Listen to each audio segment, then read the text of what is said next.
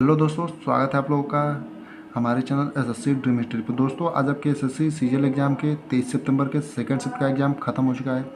आइए देखते हैं इसमें कैसे कैसे क्वेश्चन पूछे थे। सबसे पहले आप लोगों को कहना चाहेंगे कि आप लोग चैनल को सब्सक्राइब कर लीजिए और वीडियो को लाइक कर लीजिए और वीडियो को ज़्यादा से ज़्यादा शेयर करिए। इससे पहले हमने सभी शिफ्टों का एनालिसिस हमने करा रखे हैं सभी दिनों के, और आगे भी आने वाले दिनों के एनालिसिस हम कराएंगे। लेकिन आप लोगों को एक ही काम करना रहता है, सिर्फ लाइक करना और चैनल को सब्सक्राइब करना, वो भी आप लोग नहीं करते हैं। तो आप लोगों से रिक्वेस्ट है कि आप लोग ज़रूर इसको करिए, क्योंकि हम आपके लिए बहुत ही मेहनत से ये वीडियो तैयार करते हैं। प्रश्न ढूंढना पड़ता है, उसके बाद लिख करके आपको पूरा प्रोवाइड कराना पड़ता है। तो आप लोग प्लीज़ वीडियो को लाइक करिए और चैनल को ज़्यादा से ज़्यादा सब्सक्राइब करिए। आइए देखते हैं कैसे कैसे क्वेश्चन अब पूछे गए थे। पहला क्वेश्चन है, 20वीं सदी का तानसेन किसे कहा जाता है? यानी 20वीं सदी का जो तानसेन है वो किसे कहा जाता था, ये क्वेश्चन आपसे पूछा गया है। तो जो 20वीं सदी के तानसेन कहे जाते थे वो है बड़े गुलाम अली खान। यानी कि जो 20वीं सदी के तानसेन आपके कहे जाते थे बड़े गुलाम अली खान। और ये किस घराने से संबंधित थे, ये भी क्वेश्चन आपसे पूछा जा सकता है। तो जो आपके तानसेन कहे जाने वाले बड़े गुलाम अली खान जो थे वो पटियाला घराने से संबंधित थे। यानी आपका जो अगर पूछे कि बड़े गुलाम अली खान किस घराने से संबंधित थे तो आप लोग कहेंगे पटियाला घराने से। लेकिन आपसे क्वेश्चन पूछा था 20वीं सदी का तानसेन किसे कहा जाता है, तो बड़े गुलाम अली खान को। यानी आपके जिस भी ऑप्शन में बड़े गुलाम अली खान दिया रहा होगा वही आपका सही रहा होगा। अगला है, जेडेन जब H2SO4 से क्रिया करता है तो कौन सी गैस निकलती है? यानी जब जिंक H2SO4 यानी सल्फ्यूरिक एसिड से क्रिया करता है तो कौन सी गैस निकलती है, ये क्वेश्चन आपसे पूछा था। तो इसी प्रकार का एक और क्वेश्चन आपसे कुछ दिन पहले पूछा था, 17 तारीख या 18 तारीख की आई थिंक शिफ्ट में, कि Mg जब H2SO4 से क्रिया करता है तो कौन सी गैस निकलती है, तो उसमें हमने बताया था हाइड्रोजन गैस निकलती है। उसी प्रकार इसमें भी है, जब Zn H2SO4 से क्रिया करता है तो आपका हाइड्रोजन गैस ही निकलती है। यानी कि आपका Zn प्लस H2SO4 हो जाएगा तो ZnSO4 प्लस H2 हो जाएगा, यानी हाइड्रोजन गैस आपका निकल जाएगी। यानी आपका जो सही उत्तर होगा हाइड्रोजन गैस होगा। यानी आपके जिस भी ऑप्शन में हाइड्रोजन गैस दिया रहा होगा वही आपका सही होगा। अगला है, 1929 में पूर्ण स्वराज की मांग किसने की थी? यानी 1929 में जो है पूर्ण स्वराज की मांग किसने की थी, ये क्वेश्चन आपसे पूछा था। थोड़ा मोड़ा क्वेश्चन का लैंग्वेज इधर उधर हो सकता है, तो आप लोग उससे परेशान मत होइएगा।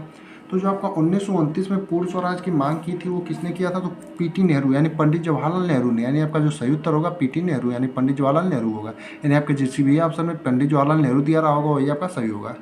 अगला यानी कि चौथा प्रश्न है, फ्रीडम लेबर पार्टी का संस्थापक कौन था? यानी फ्रीडम लेबर जो पार्टी है उसका संस्थापक कौन था, ये क्वेश्चन आपसे पूछा था। तो जो आपके फ्रीडम लेबर पार्टी के संस्थापक थे आपके कौन थे? भीमराव अम्बेडकर। यानी फ्रीडम लेबर पार्टी के संस्थापक कौन थे? भीमराव अम्बेडकर। और कब इसका गठन किया गया था? 1936-37 में। यानी कि जो आपका इसका गठन पूछे तो 1936-37। और जब संस्थापक कौन थे तो B.R. अम्बेडकर यानी भीमराव अम्बेडकर थे। अगला था, भारत कितने बार T20 या वनडे वर्ल्ड कप, इसमें कंफर्म नहीं हो पाया कि T20 पूछा था या वनडे वर्ल्ड कप पूछा था, तो आप लोग देख लीजिएगा क्या पूछा था। जो भी पूछे, T20 भी भारत 2 बार जीता है और वनडे वर्ल्ड कप भी जीता है। और पूछे कि किस किस साल जीता है, तो आपका T20 वर्ल्ड कप जो है जब शुरुआत हुई थी 2007 में तब जीता था, और एक बार अब जीता है यानी 2024 में जीता है। 2007 में महेंद्र सिंह धोनी की कप्तानी में और 2024 में रोहित शर्मा की कप्तानी में। और वनडे वर्ल्ड कप देखें तो 1983 में जीता था एक बार 2011 में, 1983 में कपिल देव की कप्तानी में और 2011 में आपका महेंद्र सिंह धोनी की कप्तानी में। यानी कि अगर दोनों पूछे, या T20 पूछा हो या वनडे वर्ल्ड कप कितने बार जीता है, तो दोनों दो दो बार जीता है। अगला है, कुचिपुड़ी से संबंधित कलाकार कौन है? यानी कुचिपुड़ी से संबंधित कलाकार कौन है, ये क्वेश्चन आपसे पूछा था। अगर आपके ऑप्शन में वेमपति चिन्ना सत्यम दिया रहा होगा तो ये आपका सही होगा। यानी वेमपति चिन्ना सत्यम जो है वो कुचिपुड़ी से संबंधित कलाकार हैं। और कुचिपुड़ी जो डांस है कहाँ से का है, तो आपका आंध्र प्रदेश से। अगर पूछा जाए कुचिपुड़ी कहाँ का डांस है तो आप लोग कहेंगे आंध्र प्रदेश का। अगला है, गंगा की सहायक नदी कौन सी है? अब ये आप अपने ऑप्शन के हिसाब से देख लीजिएगा, यमुना, घाघरा, सोन, रामगंगा, गोदावरी, जो भी दिया रहा होगा ये सभी आपकी गंगा की सहायक नदी। अब जो भी आपके ऑप्शन में दिया रहेगा आप लोग उसे टिक कर लीजिएगा। अगला यानी कि 8वां क्वेश्चन है कि अनुच्छेद 124 से 147 तक किससे संबंधित है? यानी अनुच्छेद 124 से 147 तक किससे संबंधित है, तो ये आपका सुप्रीम कोर्ट की गठन से। यानी आपके जिस भी ऑप्शन में सुप्रीम कोर्ट के गठन से दिया रहा होगा, यानी अनुच्छेद 124 से 147 तक जो है सुप्रीम कोर्ट की गठन संबंधित है। अगला है, 1930 में कांग्रेस अधिवेशन के अध्यक्ष कौन थे? यानी 1930 का जो कांग्रेस अधिवेशन हुआ था उसके अध्यक्ष कौन थे, ये क्वेश्चन आपसे पूछा था। तो जो आपको 1930 में कांग्रेस अधिवेशन के अध्यक्ष थे वो कौन थे? पंडित जवाहरलाल नेहरू थे। यानी कि आपके जिस भी ऑप्शन में पंडित जवाहरलाल नेहरू दिया रहा होगा वो आपका सही होगा।